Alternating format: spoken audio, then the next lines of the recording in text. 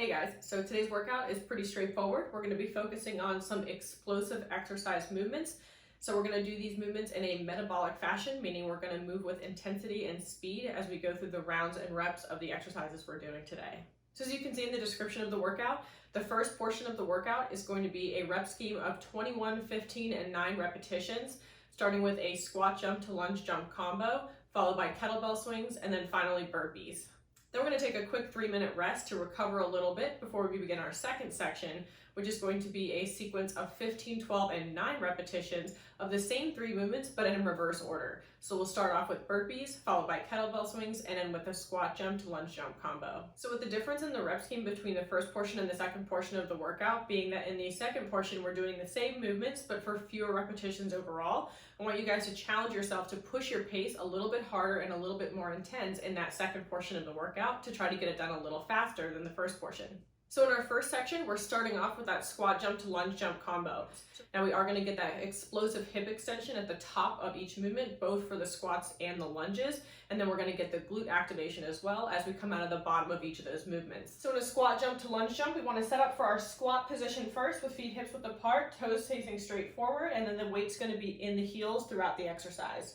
We're going to keep the chest up and the back straight as we drop down for the squat. Make sure you practice like you're sitting back into a chair. So the butt and hips should shift backwards while the chest stays upright and your gaze stays facing forward. And as we come out of the bottom of the squat, we're going to quickly pick a one foot. I'm going to bring my right foot forward first to drop into the first jump lunge.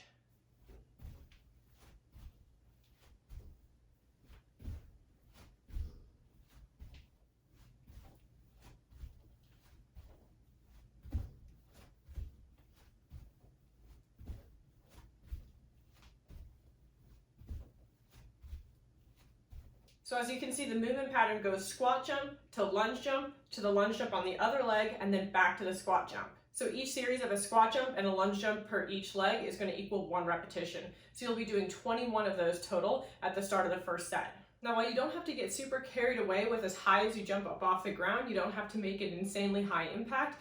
You do want to jump high enough to allow enough time to transition between the squat and the lunge jumps.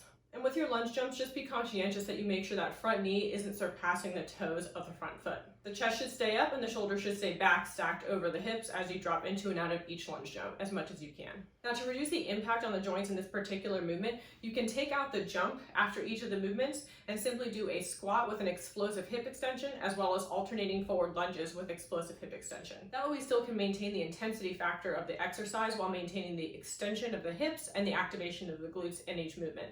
So with the modification, you would drop into your squat and come out of the squat as if you're going to jump up off the ground, but you're not actually going to leave the ground. You're just going to emphasize that hip extension and the glute activation, squeezing tightly through the glutes and the core to come upright to a nice tall standing position. You should feel some activation through the quads as well. So again, drop into the squat, explosive hip extension up, and then repeat. Now you would just do one of those squats with explosive hip extension and then move into your lunges with an explosive extension out of the bottom of the lunge. So for that, you're going to alternate into a forward lunge and then push back out as rapidly as you can out of the bottom of that lunge. So you're emphasizing that push through the hamstring and glute of the forward leg and then arriving at the top of the standing position, again extending the hips at the top. So forward step, quickly push off. Forward step, quickly push off. Then drop back into your squat with the explosive hip extension. So next we have kettlebell swings, a great movement to incorporate power and extension through the hips, activation through the glutes, and the entire posterior chain. So everything along the back side of the body, from between the shoulder blades, through the middle and lower portions of the back, the core, the glutes, hamstrings, and everything down the back side of the body. So this exercise, you will need some resistance, whether it comes in the form of an actual kettlebell, or a dumbbell if you have it, or a bottle of laundry detergent, a jug of milk or juice, just something that has a handle or something that you can grip and easily swing between the legs of the body as you perform the exercise that has enough weight to make it challenging for you. So for the kettlebell swing, we're going to grab our object, make sure we have our feet hips width apart, toes facing forward. Again, the heels are going to remain solidly planted on the ground for this exercise. So we want to keep the chest up and the back straight, even as we hinge from the hips to bring the weight through the knees. So even though we're kind of hinging forward from the hips, we're not dropping or rounding the shoulders at any point to compromise our posture. And as we come out of the bottom of the kettlebell swing, we're going to rapidly extend through the hips and glutes to propel the weight of the kettlebell or the weight we're using upward towards the chest, and it should end about eye level.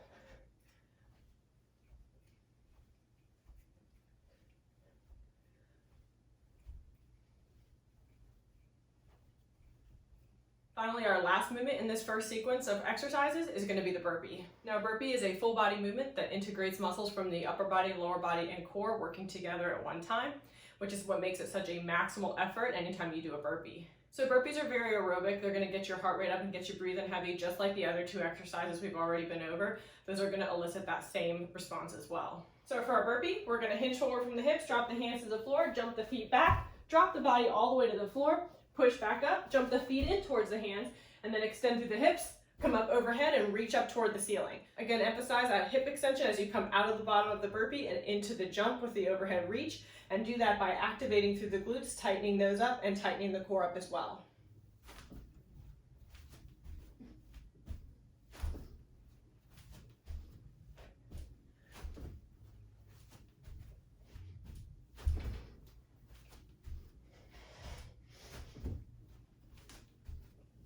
To reduce the impact on the joints involved in the burpee, you can take out the jump as you move into and out of the movement, as well as the jump up overhead at the end, and simply do a step burpee. Now, even though a step burpee is intended to reduce the impact of the exercise, we still want to strive to maintain the intensity and explosiveness of the movement by performing it as quickly as we can. And on the way up from the step burpee, we want to make sure we emphasize that hip extension and glute activation.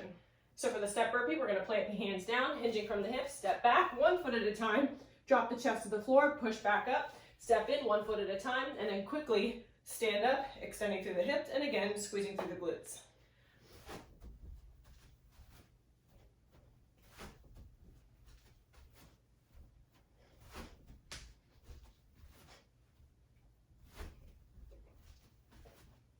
So those are your 3 total body, highly explosive movements you're using in today's workout sequence. So remember, that first section is going to cover those 3 movements in the order we just did them in for 21 repetitions through each movement first, then moving to 15 repetitions of each movement, and finally 9 repetitions of each movement. And again, after that 3-minute rest, you're going to go back to the same 3 exercises in reverse order. So you'll start with the burpees, following to kettlebell swings, and then finally the squat jump to lunge jump combo. And remember, in this sequence, you're dropping to only 15 repetitions to start, followed by 12 and then 9. So work hard to push that intensity, especially in the second portion of the workout where you're doing fewer repetitions.